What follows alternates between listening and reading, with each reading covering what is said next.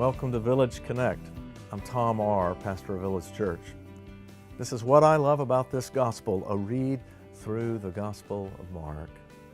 So in this session, I want you to read chapter 6, verse 45, and read through chapter 7, verse 13. Read those verses together and see what strikes you, and when you're ready, come back to the video. We'll begin the conversation.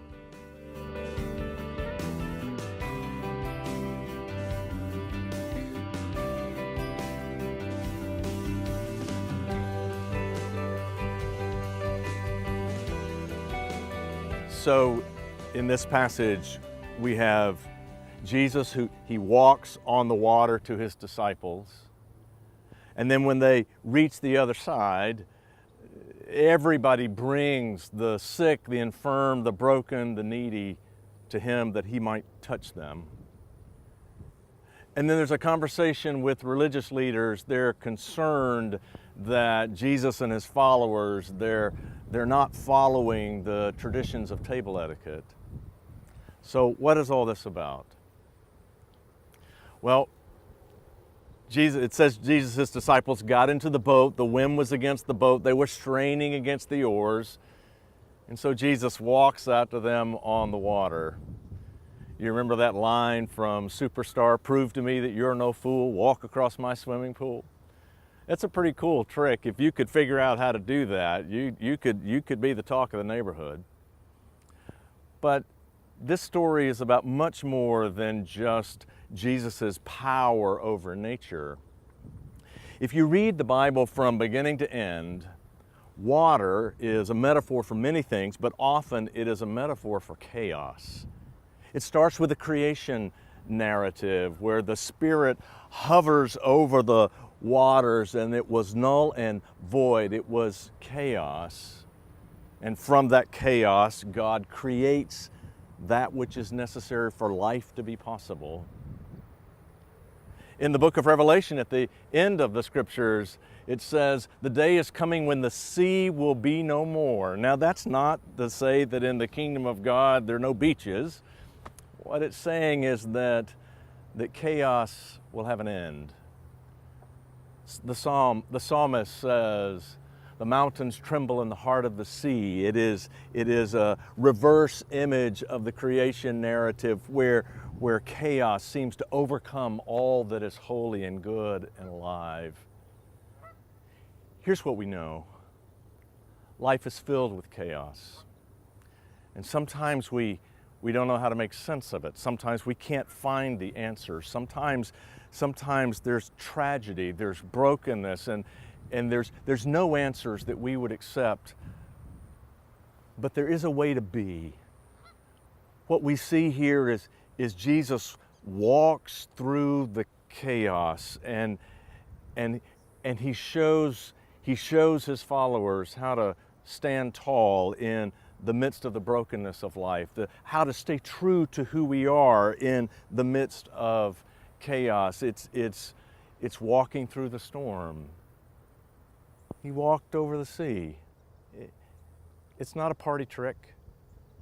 It's a statement of character and courage and hope that when your life falls apart, and it's going to, when life falls apart and you're not sure who to be, you're not sure how to be, look to Jesus. He shows us how to walk through the chaos. Okay, now this. He gets in the boat with them. They travel to the other side, and the human need is omnipresent. It is overwhelming. They continue to bring those who need the touch of Jesus in their life. They're continuing to bring those who need the touch of God in their life. It's unending. And Jesus, they hope, it says, just to get a touch of his cloak. And he responds to those in front of him. The needs in this world are unending. But as people of faith, with him as our teacher, we try to respond to those needs that are in front of us. That's what we It's what we do. It's what we can do to respond to those needs in front of us. But then he has conversation with religious leaders who are concerned because they're not washing their hands before they eat. That's a religious practice, a practice of baptism, if you will, to practice a sense of we want to make ourselves clean when we come to the table and give thanks to God for nourishment. We want to make ourselves clean. That's a good thing. Every spiritual tradition has those kinds of disciplines. Saying grace before a meal, praying before sleep, praying when we wake up, practicing generosity, worshiping regularly. Every spiritual tradition has those spiritual practices. They give meaning to our lives. They're important. But if I understand it, this text makes very clear they're not more important than the human suffering and chaos that Jesus has just walked through to reach this conversation. Sometimes we get our priorities out of whack. Sometimes we major in minors. Sometimes we worry about the small things and fail to pay attention to the vast human need that surrounds us. Religious communities are not vulnerable to this alone. This is a human vulnerability. We can major in minors. We can pass by on the other side. We can see the brokenness of the world and the community around us, and we can tell ourselves that's just the way it is, and we go on with our spiritual practice.